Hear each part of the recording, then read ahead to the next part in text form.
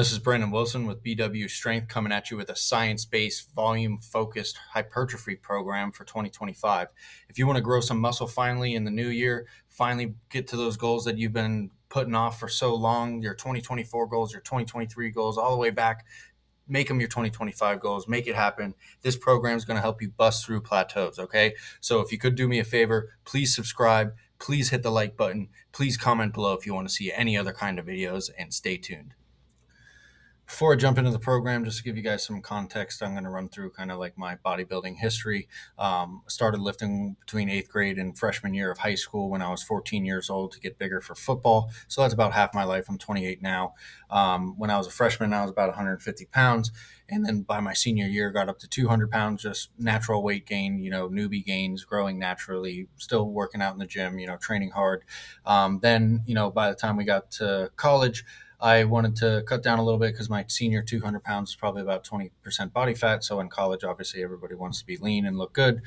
So I main gained around 185 to 195 pounds. Wasn't really tracking my weight too consistently, just trying to get as lean as possible. Was first experimenting with, weight loss and cutting. And I was doing stuff like intermittent fasting and keto diets and all that kind of stuff. Everybody does that at the beginning when they first get into their weight loss journeys, kind of experiment with different diet plans and stuff. And then, COVID rolled around right when I graduated college. I had to take about 3 months off of the gym because all the gyms shut down. The only other time I ever took off from the gym in my life was since I started working out was senior year of high school. I tore my ACL and had to take 3 months off of training. Other than that, I've been training the whole time. So COVID sucked, wasn't able to train, got up to 200 pounds, probably 20% body fat. Then got into boxing after COVID and had my amateur boxing license in 2021. So that's the best shape I've ever been in my life, the leanest I've ever been, the lowest body fat I ever had. I was 176 pounds with sub 10% body fat, all the striations, 6-pack, 8-pack, whatever you want to call it. After I finished boxing, I bulked up to 226 pounds because my main goal was going to be bodybuilding, hypertrophy and powerlifting. So from 2022 to the end of 2023, did a real slow maintenance, a real slow caloric surplus to get myself up to 226 pounds. Now, if you're tracking, that's a starting weight of 176 pounds and ending at 226 pounds. That's a 50-pound weight gain. Now, that's a really significant increase in mass. Obviously, a lot of fat came along with that, but a lot of muscle came along as well, and a ton of strength gains. This is when I made my PRs on bench, squat, and deadlift, the heaviest I've ever lifted, obviously because I was the heaviest I've ever been. And then at the end of 2023, beginning of 2024, kind of got tired of being so heavy and did my first legit cut. Well, I guess my first legit cut would have been for boxing, but for bodybuilding purposes, I cut all the way down to 194 at the end of this year, 2024. So did a long caloric deficit with some diet breaks in between. Wasn't just in a caloric deficit the entire time. But I got down to 194 pounds with sub 10% body fat by the end of 2024. That's like I said, a 50% weight gain and then about a 30% 30-pound weight loss. So pretty significant numbers there. And if you do some easy math, that generates to a possible 20 pounds of muscle mass gain during those weight loss and weight gain periods. So that's pretty significant. I thought that was important to highlight for you guys. So, kind of like a backdrop of my, bodybuilding career and my weight loss journey and my weight gain journey. All right, guys. So getting into the program, I want to preface it by explaining that you cannot take all of these sets and all of these workouts to absolute failure. If you do, you will gain fatigue incredibly quick and you will need to deload way more often.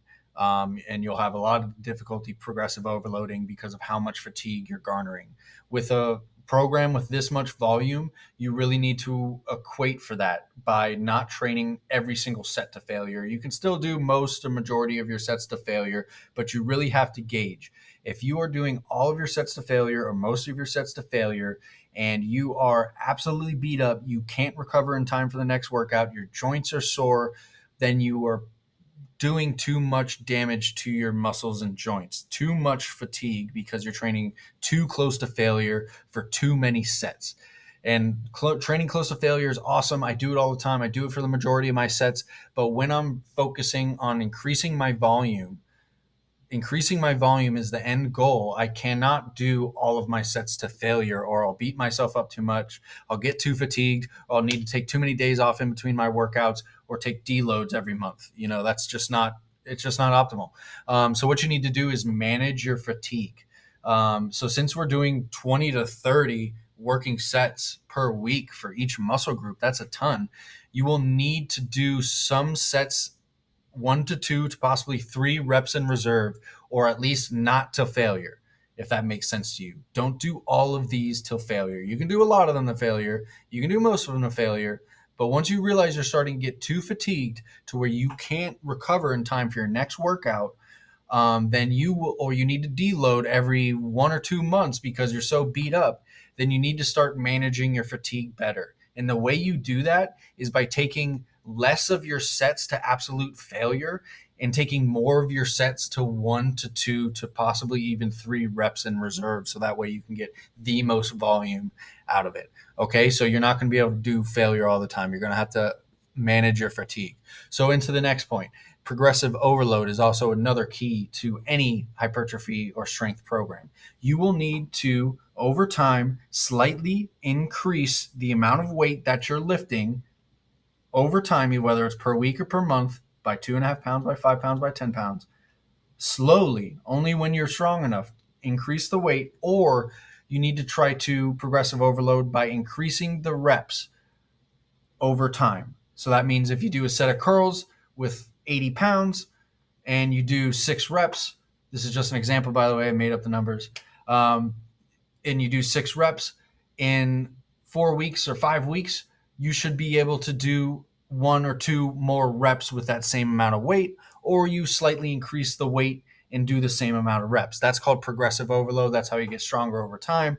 And it's kind of common sense that you want to lift more over time while you're in the gym, but most people forget about progressive overload, and they'll go to the gym and maybe, they're an avid lifter and they've been doing it for 2 or 3 years and they're consistent and they go 4 or 5 days a week, but they lift the same weights, the same exercises, and the same rep ranges every time, not really pushing to failure, not really pushing progressive overload to get stronger.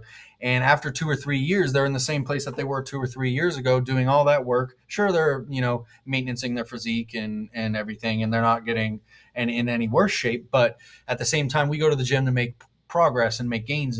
And you don't want to just go to the gym and after 2 or 3 years end up looking the same that you did previously and the same strength level that you had before. That's not the goal. You want to get stronger and bigger over time. So that's absolutely key to progressive overload, your lifts. Don't go crazy. Don't try to increase your lifts every, 10 to 20 pounds every workout or every week. It's really small, minute increments of 2.5 to 5 pounds every 2 to 3 weeks, or possibly 1 rep, 2 reps maybe increased every 2 to 3 weeks, maybe more, maybe less, depends on your own personal journey. So just kind of tailor your progressive overload to that and make sure that's what you're focusing on. Consistency and progressive overload is absolutely key over any kind of program, over any kind of anything form, anything else. So I just want you guys to make sure that you're focusing on progressive overload. That's an absolute key. So this program here, as you're seeing over to my side here, is going to be push-pull legs. 3 days training, 1 day rest, or you could possibly do more than 1 day rest. If you train really, really hard and you're too beat up, you're not recovered in time to train again, then you need to take an additional day rest. Now, 2 days is probably the most. 3 days if you're just like super beat up and just got back into the gym, and you're getting some really bad delayed onset muscle soreness, some DOMS, then you can really take 2 to 3 days off. But you really should be doing this program 3 days on, 1 day off, 3 days on. Now, there's another condition where if you did 3 days on and you're completely recovered and ready to go, then you don't need to take a rest day. But my advice is, if you're completely ready to go without a rest day, that means you probably didn't train hard enough the previous 3 days. And maybe you should try kicking it up a notch. So that way, when you do train harder those 3 days, you absolutely need a rest day. You take that rest day and then you go again for the next 3 days. And if you need 2 rest days, take it. If you don't need a rest day, go ahead. And you can do this in any order that you like. It's just obviously set up as push-pull legs. but you don't have to do it in that order. Some people don't like doing a pull or a back day before their leg day, which makes complete sense. So what a lot of people, including myself, like to do is leg day, push day, and then pull day. So the first one we'll start off with is push day. What we'll start off with is the incline bench, because you want to do the workouts that you want to get stronger in and better at the beginning. So incline bench press, we're going to do that instead of a flat bench, because most people have a pretty developed lower pecs from doing a lot of flat benching when they're younger, because that's one of the first lifts that you kind of get into. But incline bench is going to help you increase your upper pecs a little bit more.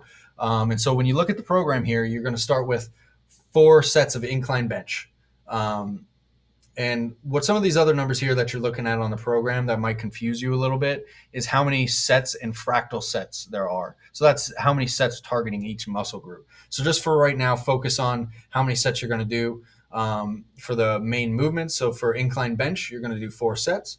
You're going to move on to an overhead press for 4 sets. And for both of these lifts, I like to go relatively heavy.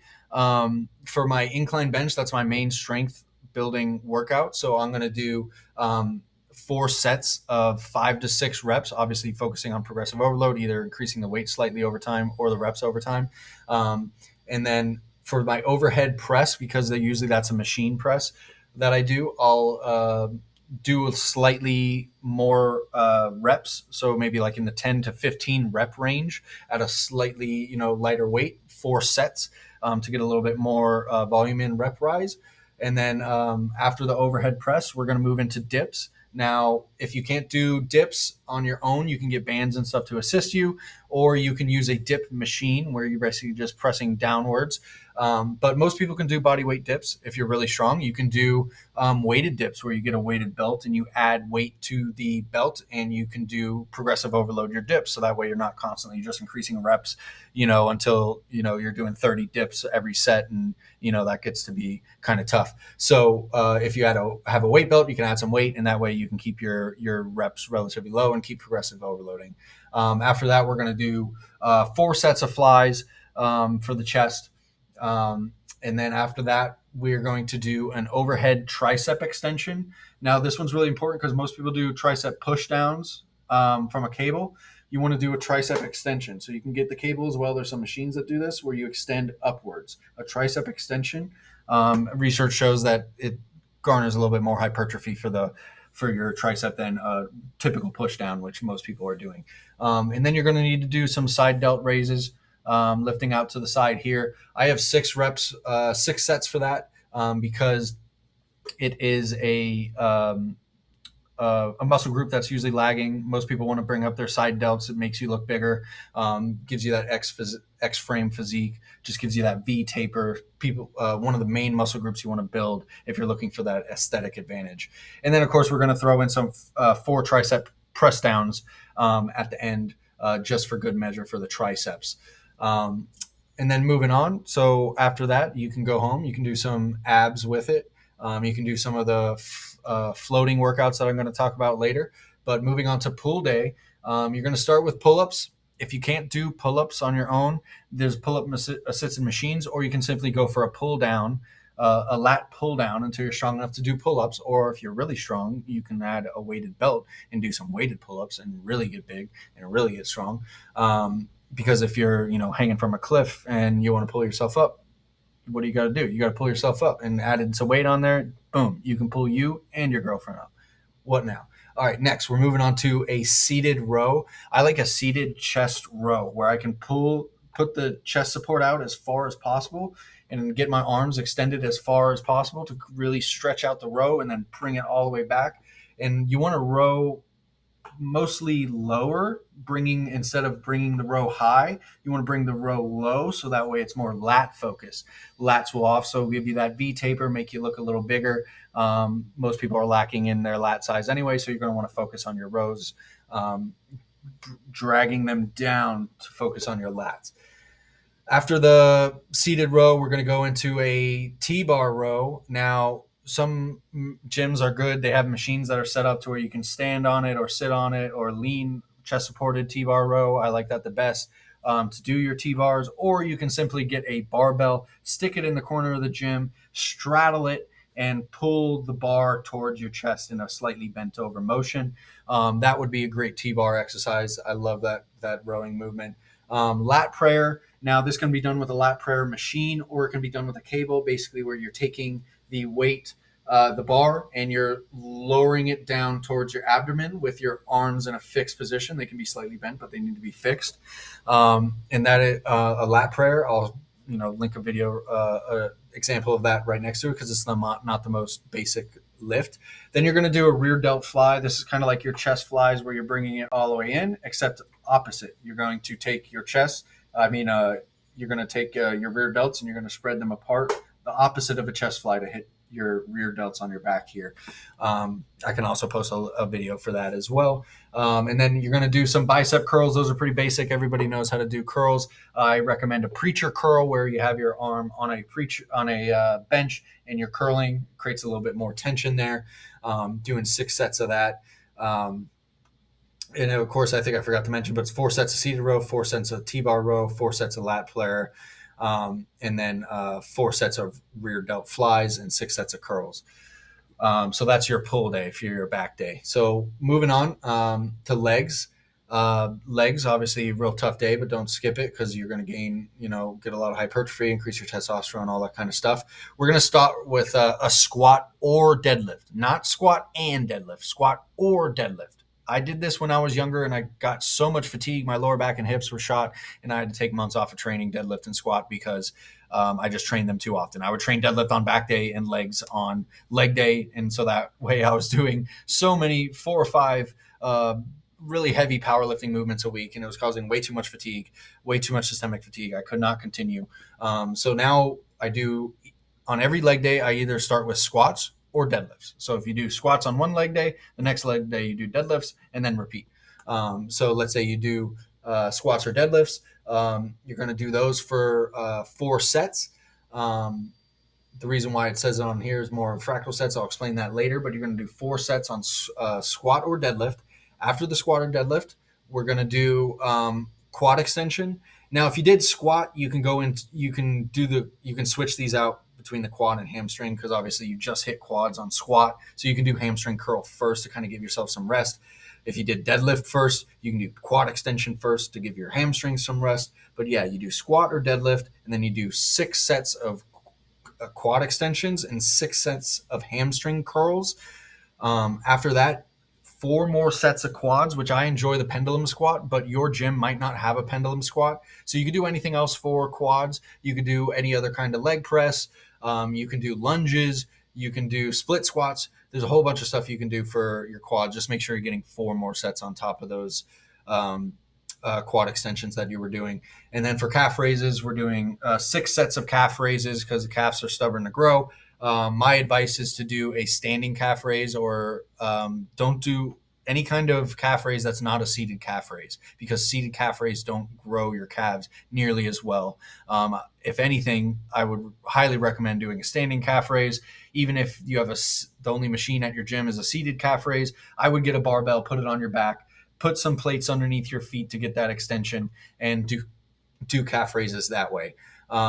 I also do a tibia curl, which most people don't do. I can put a video on it so it's easy to explain. Check it out right there. And then for the hip abductor and inner thigh, some people call these good girl, bad girls. It's a nickname. It's basically where you're closing your legs or opening your legs with resistance.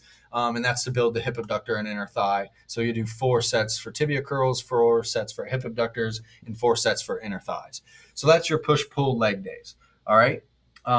So to equate for some additional volume for lagging muscle groups that are hard to train all in one session, or muscle groups that need a little bit of an additional volume to help you grow, or muscle groups that get fatigued by doing a certain amount of sets during a workout, you kind of need to sprinkle in some additional workouts and sets on your other days. So that's where we get into our floating workouts or our floating exercises down here at the bottom.